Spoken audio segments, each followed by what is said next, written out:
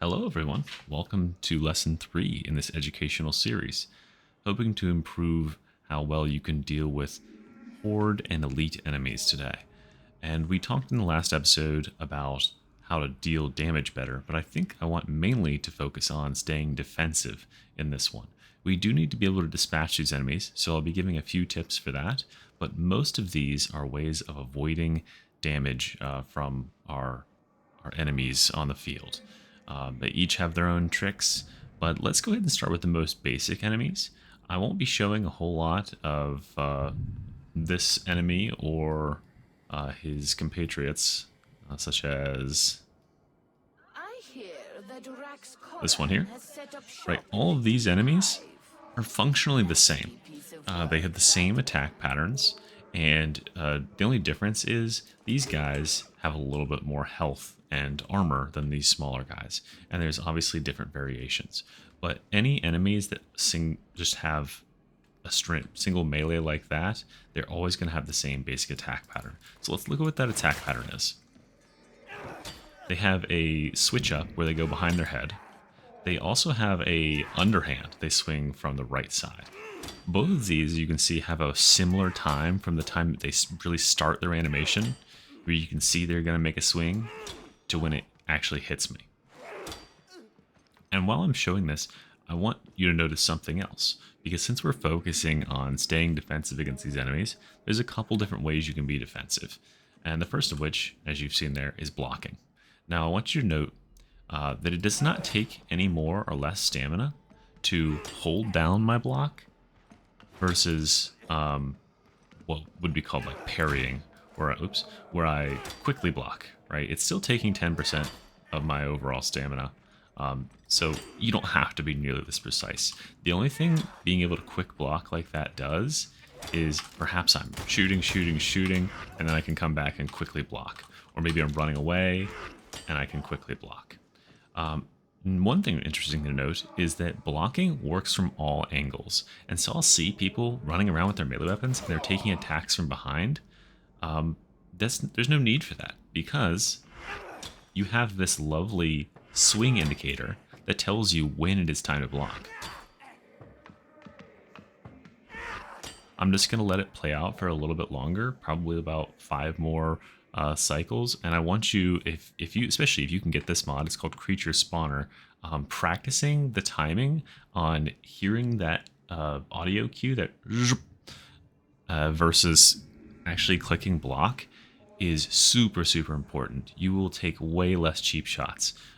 You don't have to click block. We'll talk about, obviously dodging in a second. That's also available.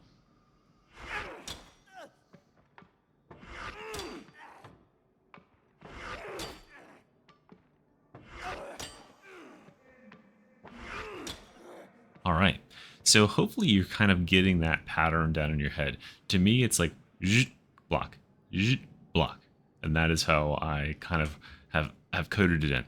Hopefully, I came from Vermintide, where there was a very similar noise, and the same thing does apply to ranged enemies, which we'll see in a second when they're firing at you from off screen. When they're on screen, however, you don't get that indicator. You just have to see the attack coming in. So that is the most basic melee enemies. I won't be looking at any of the rest of these guys, so let's move on to something with a little bit more danger at range. Okay, so here we have a basic ranged enemy. These are the counterpart to the basic melee enemies. They, in my book, are a lot more annoying to deal with. Their melee attacks really suck. They do almost no damage, and they're super slow. So our goal on these guys is to get in close so they can't use their range attack. Because worst case scenario for these guys is they're allowed too much time where they're alive, and they can spread out across a room, and there'll be like one of them behind every freaking corner, and they'll just pepper you with 1 or 2 attacks every few seconds. And it just gets really frustrating to deal with. Now, as far as dealing with their range attacks, they do have a dodge timing. As soon as you see their gun flash, you can input a dodge and you will not take any damage.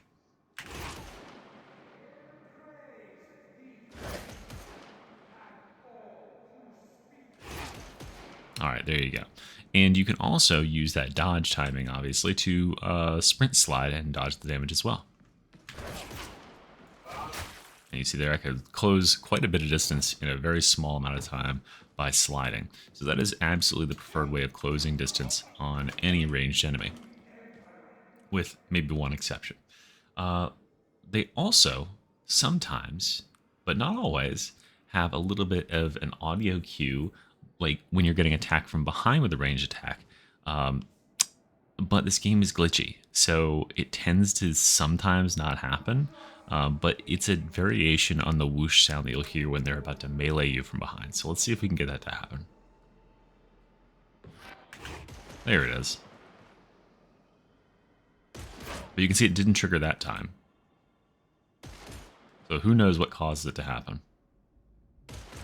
Is it when I'm sideways? No. Is it when I'm moving? No? Who knows? So don't always count on that being the case. Usually there'll be a cue for like larger attacks, like a sniper that's about to shoot you will always have that cue. But for these little ranged guys, for whatever reason, I find it very, very finicky. Shotgunners tend to be a little bit better about the data they give for when they're about to shoot an attack from off screen. So you can't really rely on that as an audio cue. But if you spend most of your time sliding like this, you will dodge pretty much every ranged attack. So it's definitely a preferred way of moving around if you're in a high enemy environment. Okay, let's go on and look at the hybrid of these two classes. All right, so in terms of normal enemies, before we get to elites, this is the highest tier they come in. This is the, I think these are called assault enemies. Again, there's two different variations of them, both scab and dreg. And these guys have both types of weapons. They have their little sword here, and if you get it ranged, they'll gladly, they'll gladly pull out your stupid gun. There you go. They'll gladly pull out their gun and shoot at you. Same thing with other ranged enemies. You can slide underneath their attacks, or you can dodge their attacks left and right. So they're very similar. They have the same attack patterns as the last couple enemies you looked at, as you can see. So all you need to do is get good at working on those attack patterns, and you can block these guys, you can dodge these guys all day. Blocking and dodging have very similar timings. Dodging in this game is very generous. So as soon as you see him fully complete his windup, just go ahead and dodge, and it's pretty much guaranteed that they'll miss you. It is a very, very generous ability. Much more generous than blocking in general. But that's pretty much all for that guy. What I would encourage you to do, much like with the next enemy we're going to talk about, is close the distance. You do not want any enemies to have their guns out and shooting you, just because guns put out a lot more damage than melee does in general, and you can't block bullets, unless you're a psyker. Anyway, let's go on to our next enemy. All right, now we're talking about some more fearsome enemies. So there's two variants of this guy, the shotgunner, the assault trooper. These are a cause of many a wipe. Now, notably about this enemy here, they have one really devastating thing about their kit, and if you've faced them before, I'm certain you know what it is. It's not just their damage, but it's the fact that their shotgun has a significant knockback. Watch this. Wow, like that is a big, big knockback, and that can make a big difference when you're trying to close the gap and they shotgun you. It can throw you off in terms of like, oh, I'm gonna come stab this guy. Oh no, I missed my stab because he shotgunned me back. So how do we get around that? Well, there's one really great way to get around that, and that's to shoot them at range, first of all. That's an obvious no-brainer. But if you can't do that, or you're a melee-focused class, sliding is absolutely your best bet. So he just missed his first attack there. Let me show that again without trying to pause at the end. When you see that flash, just right underneath it. I know for some reason I can't hear his attacks. Oh, it might be, I might have the muting on. Ah, there we go. That should be better. So now let's see if I can hear his attacks coming. Oh, good. He even tells me I needed to die. Cool. Yeah, now you hear him racking a shotgun, and that lets you know it's time to dodge. See that? So dodging when you hear the racking of the shotgun, and that allows you to close the distance and get in close. As soon as you get in significantly close, These guys, unlike our next enemies we were going to face, they're actually programmed to attack in melee, and their melee attacks are pretty bad. So they'll miss you a lot. You shouldn't be scared of any number of these shotgunners in melee. Like, watch this. As long as they are all stay within melee range of me, I have nothing to worry about. They're as easy as any other melee enemy. But as soon as I hear that shotgun get racked, I know that one of them is about to shoot me, and I know it's either time to dodge or get close to him. And see, as soon as they start shotgunning me, I'm getting knocked out of range of the other ones, and that's when they can start getting shots in, and it becomes much more dangerous. So if you've got you're faced with a horde of these guys, which is generally how they come in little packs, I would definitely encourage you to get as close as possible and stick close if you can't get rid of them at range. All right, let's go on to our next set of enemies. Ooh, this is one of my favorite enemies. These guys look, first of all, super fucking cool. What a great design that they have. But also, these are my favorite enemies because they are just super enjoyable to kill. They are much like the shotgunners, except they do not have any melee capabilities. So when you're in close on these guys, all they can do is just kick you and hit you with the butt of their gun. Just like that. This basically does next to no damage. Let's turn off our damage prevention and see how much it does. Yeah, that's like nothing, right? So you don't really need to be scared about these guys when you're in close. You do need to be scared about them when you are at a distance, right? They'll absolutely lock you down with withering assault fire. So either picking them off at a distance, or just like we talked about with the assault gunner, just getting in close. If you are any sort of class that has a good amount of movement speed, you can close that distance. Even if you're not, you can use sliding to avoid some damage, but as you can see there, we don't want to get caught in the open against these guys. They are much more persistent and harder to evade than the last enemy we looked at with the assault shotgunner. So when you're going up against these guys, use cover until they have to reload, because there is a maximum time that they can fire. Let's watch that. There you go. And so their reload animation is actually pretty long, and that gives you time to close the distance if you need to be. So using cover against these guys and waiting until they stop firing, and then just closing the distance is how I'd recommend. Now there is something really dangerous, which we just saw there at the end, which is that they can choose to continue shooting you even when you're at nearly point blank range. I find a really great way to get them to stop doing that is to go ahead and hit them once with a melee attack. And that will sort of like trigger their AI to say, okay, it's time to melee because someone's meleeing you, instead of just shooting you at point blank. If you're facing a little like horde of these guys, they're all going to try to shoot you initially like this. Go ahead and stagger them or do whatever you can and get attacks on all of them. And especially notice like stragglers, some of them, their AI will try to run away and get a better angle. And this guy, I'm just gonna wait him out, stagger him with my shotgun, stagger him again. No, that's quite a stagger, huh? Stagger to the grave. Anyway, that's about all I can give you for the gunners. Just get close on them. They are so much weaker at up close than they are at range, and or you want to pick them at range before your melee teammates get in there and start causing havoc. All right, let's go on to some of the most dangerous enemies. Oh boy. Okay, now we're getting firmly into scary territory. Enemies that when I see, I'm no longer running in. I'm weighing my options in terms of how I want to deal with them. Mainly these Berserkers. I'm actually really scared of these Berserkers, not their counterparts. Let me see if I can find them. These ones. I think these enemies, for whatever reason, maybe it's the flak armor. They're just a lot easier for me to deal with, and they're a lot prettier to look at than the dregs over here. Shut up.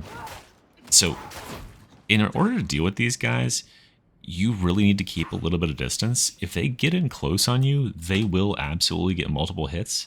And just like we learned in that last part, talking about defense, when you have full toughness, you don't take any damage from the first melee hit. But this is the type of enemy in the game that can deliver a second melee hit the fastest out of any enemy. So they are almost guaranteed to get a second hit and do health damage if they can land more than one on you. So my recommendations are do something such as shouting or shooting them point blank with a shotgun that can keep them from attacking you. If you can't, they do have kind of a short range, so you can keep a little bit of distance away from them and get some like peppering attacks in there. You can see even then I'm having trouble like getting sneaky attacks in. Side strafing is definitely the way to go with these guys because their attacks make them lunge forward. However, they tend to come with hordes and rush straight towards you, and you're already on the back pedal when they're trying to get towards you, and that's when you can find yourself in a bad situation where they're chasing you into a corner with these forward attacks, and they don't give you like breaks to attack in like some other enemies do. They're just all attack all the time, and they don't wear themselves out like the ones on Vermintide do. But you can see just by strafing to the side, I'm keeping a good amount of distance on them. So that is a good recommendation for those lovely guys. If you have anything with a good bit of range, they are very susceptible to headshots. I mean, most enemies are, right? Getting shot in the head. What I've found specifically with the Dreg Ragers, let me pull one out. If you happen to be, here we go. If you happen to be one of the classes that has access to one of these little beauties, an assault rifle, this is the one. These guns, for whatever reason, they absolutely shred these. They do an absolute ton of damage against these Berserkers. So a lot of times when I'm playing with my Columnus, which is on my Zealot, I'm not even worrying about melee. I see one of these guys and I'm just going, you're gone. Right, that is so much better than trying to get in and be slick with melee. They are also extremely susceptible to like knives, the thrown knives from the Zealot. One of those with a critical can instantly kill them with a headshot, the armor ones. Anyway, I think that's a good tip for the set of tips for the Berserkers. Just don't let them corner you into strafing backwards. Strafe sideways on them if you can, and keep them staggered or out of melee range while you deal with them is the best way to dispatch those without taking any unneeded health damage. Let's go on to the big boys.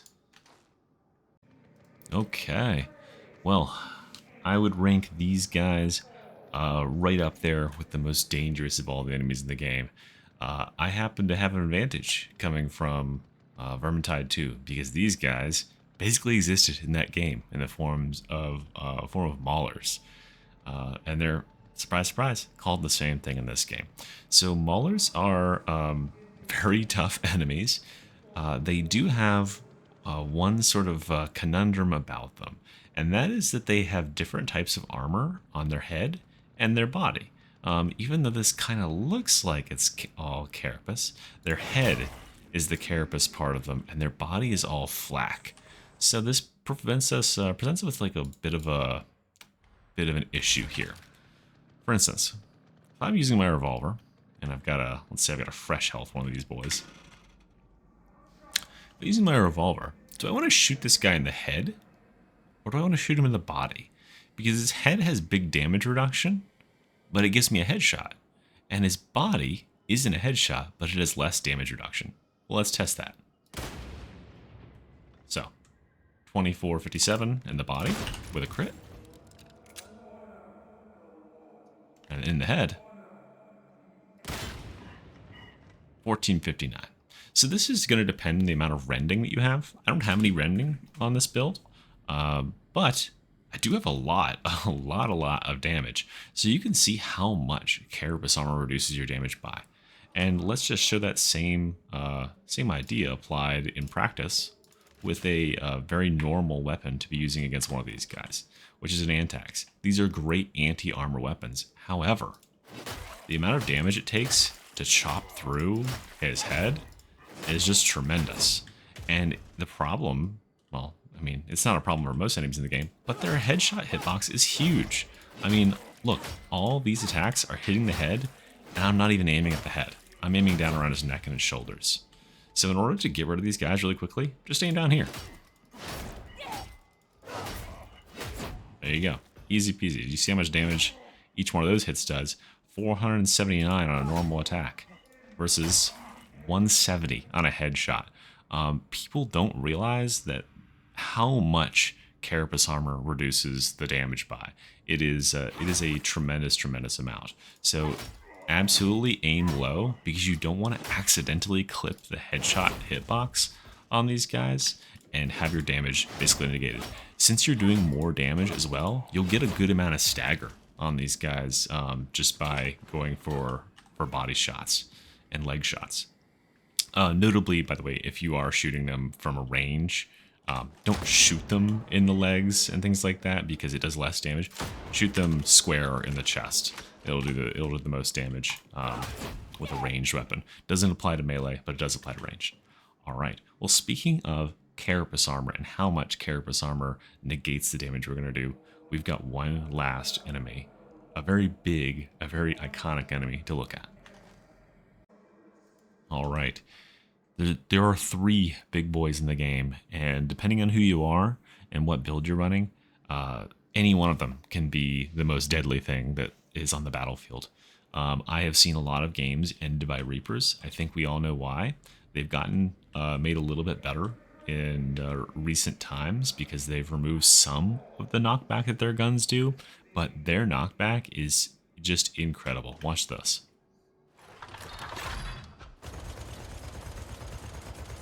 I'm trying to walk towards him. I can't quite make it, right? I would easily be dead by now. And the amount of time that he can fire and suppress you is just really great. That in combination with the amount of health they have, even if you catch them at close range, a lot of times they can get away, or worst case scenario, you'll be in close range and they will continue firing on you when you're at close range. Let's try to get them to show that, because a lot of times you can't get them to melee. They'll just... Oh, he has to reload. Let's let him reload. That's a good reload. Go ahead, shoot me. So yeah, I'm trying to get up close and melee him and get him to stop, but he won't. In order to get him to stop, you need to stagger them.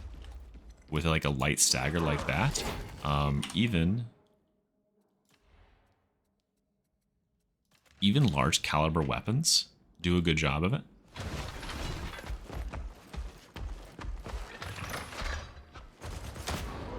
So there you go. Great way to stop them from shooting.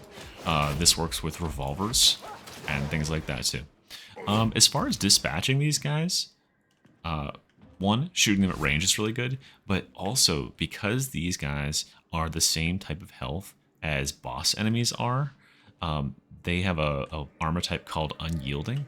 Unyielding is particularly weak to damage over time effects, like bleeds, burns, and soul flame, and whatever else I'm missing. So with just a couple of attacks with the knife here, I mean, that's some crazy damage. What did I hit? I hit him like 3 or 4 times with light attacks, and he almost died. And one more. Oh, it didn't crit. Okay, cool.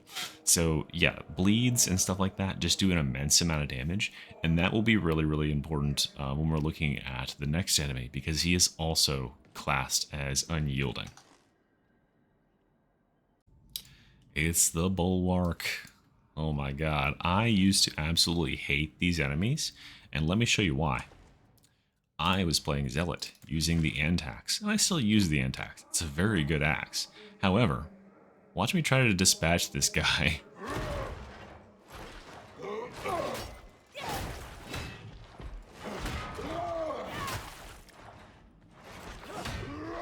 Oh, accidentally staggered him out of doing an animation. This is after with a lot of practice. This is all I'm able to get done here. There we go. Oh, and I got a lucky crit. So, I mean, that is just an inordinate amount of time. And imagine dealing with 3 of those guys at the same time, because the problem when you get multiple of them is their shields all overlap and they block each other, and they just make it so hard to get an attack in. So I think my first recommendation for dealing with these guys is you have to come kitted with the right weapon. The Antax is a terrible weapon for going up against these guys because the only way that you're going to have any opportunity to get damage done, and this includes with a lot of heavy like single hit weapons, is when they telegraph a certain attack. And let me show you that attack just in case you happen to be a person who's going to stick with your axe. You don't want to stay too close because they will trigger this shield bash attack. Not that shield bash attack, this one, that one. Now, notably, of all of their attacks, that is the only one that can stagger you out of a rescue animation. There's only a few attacks in the game that can knock players out of a rescue or pick up or interact animation without breaking their toughness. And that is one of them because it shoves you off balance. If you're too close to the enemy, especially in front of his shield, he will attempt that attack, and it's very quick. You're pretty much always going to get hit. It doesn't deal any damage, but it can throw you off balance and make you take an attack from somewhere else. So if you want to trigger him into giving you an opening for an attack, you want to keep about this distance here, and he will throw this attack. As soon as you see him raise his shield up, that is your time to dodge, and I would recommend dodging either left or backwards. If you dodge to the right, when he goes up, wrong attack, when he goes up, you're going to be on the same side where his shield is, and one of your attacks is going to hit the shield. If you dodge to the left, he's open, and you might even be able to stay far enough left of him to get multiple attacks in before he can lower the shield. So that's how you deal with it with a slow weapon like the Antax in ideal circumstances. However, just like I talked about with the Reaper, these guys are unyielding HP type, which means they are incredibly vulnerable to damage over time effects. So if you can bring a weapon, one of your weapons doesn't have to be your melee, doesn't have to be your ranged. Make one of your weapons a weapon that has a damage over time effect, and watch how much easier this is. First one is still gonna shove me. All right, and he's dead. He was probably dead a couple attacks ago. I mean, just for some perspective, fighting 3 of these guys with the dagger, I'm not even like particularly aiming, I'm just kind of throwing out random attacks because you have such a quick attack and you can get in past that defense, and every attack you land effectively does hundreds of damage through bleeds. I highly, highly recommend getting some sort of dot effect.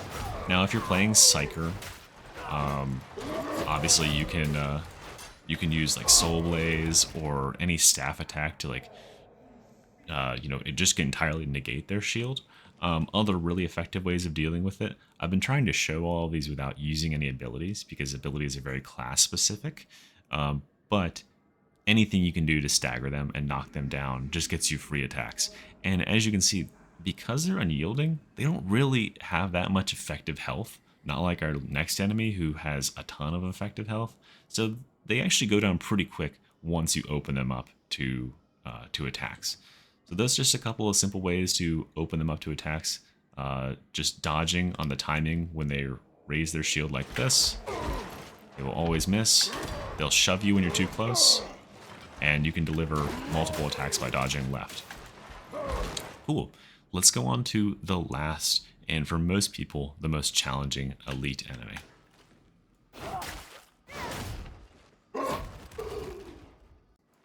All right, the biggest boy, the Crusher. The devs said that these guys are called Crushers because they enjoy CBT, which is really cool. I think it adds a lot to like sort of the lore of the game, gets me more immersed. First, I'm going to show you the Crusher's attack patterns. They've got 3 attacks here. One of them, if you invade their personal space, they'll try to shove you backwards. There's that one. As you can see, it does do damage. Not a whole lot, but it does do some damage. So don't be expecting like a free shove like the Bulwarks do. But this is really good if you're cornered against one of these Crushers and you just need to kind of get around them.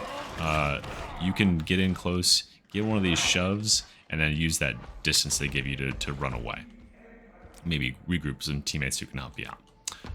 The other attacks you can throw, hopefully he'll throw it here, is a what I'd call the speed ball. He throws a sideways hammer strike that is very fast. like that, or that. Those attacks are really, really fast and they're hard to dodge.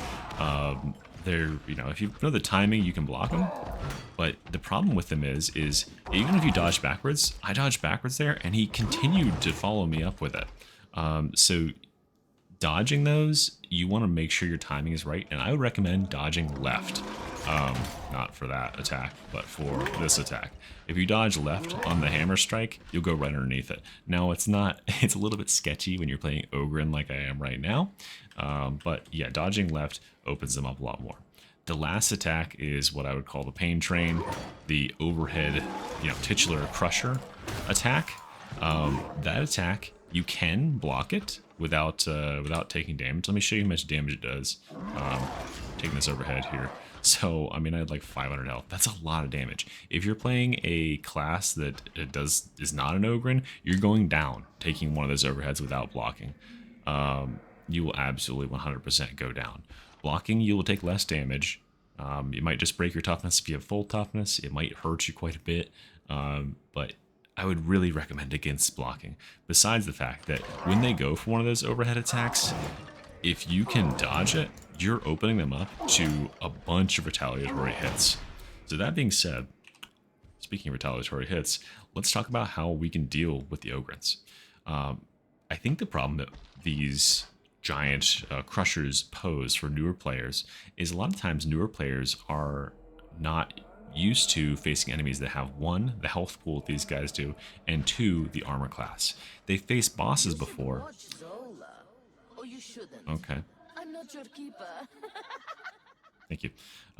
They've faced bosses before, but bosses, just like we talked about with Bulwarks and Reapers, have the unyielding armor type, meaning they're pretty vulnerable to lots of types of dot damage and stuff like that. But these guys have a lot of health, and they've got carapace armor, so they end up having this huge effective health pool.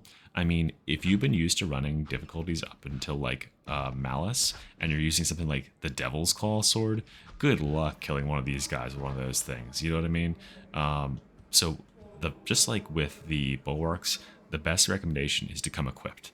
I'm going to show you here on the Ogren, one of the best weapons for dealing with these guys. Now this build is absolutely stacked, you know, filled to the gills with ways to heavy attack and rend and absolutely beat the crap out of this guy. But this is one of the best classes at killing these Ogrens. Okay, pretty damn easy, right? I mean, heavy attacks in general, especially with heavy single target, high penetration weapons like this Maul, make dealing with Ogrens like this an absolute breeze. So there you go. In addition, I'm putting some bleeds on him there. If that is more your style, or you don't play the Ogren and don't have access to this, let me show you some other classes. Alright, so if you watched one of my other videos, or a couple of my other videos, I've shown you the build that I have on my Psyker currently. And with this one, again, just like with the last one, we need to overcome his damage resistance, his armor somehow. Well, one of the ways to do that is by getting rending. And I have Uncanny Strike in this sword, so let me show you how this lovely Psyker would deal with this enemy. Just that easy. Just by doing head attacks, and as soon as his armor goes away, effectively, he doesn't have that much health anymore. However, you saw there that unlike the Ogren, I can't stagger him as much as the Ogren could, so you do still need to know those attack patterns. Being able to dodge these guys is the first ticket to being able to easily dispatch them. Alright, let's go on and look at one more class that I think demonstrates really well how we can get rid of these guys. And this is in an even easier, more hands-off sort of way. Alright, so for our last demonstration of how to deal with our Crusher problem, I want to show you the build that I demonstrated on my last video in terms of how to deal crazy DOT or dot damage or damage over time damage to bosses and the like. Obviously, that also applies to Crushers. And just like I said before, their big problem is that they have such a high armor rating. Now, the Ogryn could get around that by having high rending on his heavy attacks, and just generally, those heavy attacks do a ton of damage. The Psyker that I showed you got around that by having rending on the weapon, and this guy is going to get around it by applying brittleness to the enemy, as well as having a little bit of rending in the build. Note, I could have even more dot damage on there if I threw on the fire on this weapon, but I don't have tier 4 because I'm a pleb. I will just be putting some bleeds on him and then removing his armor with brittleness. And let's watch how easy that can be. Oh, sorry, let's let him actually attack me.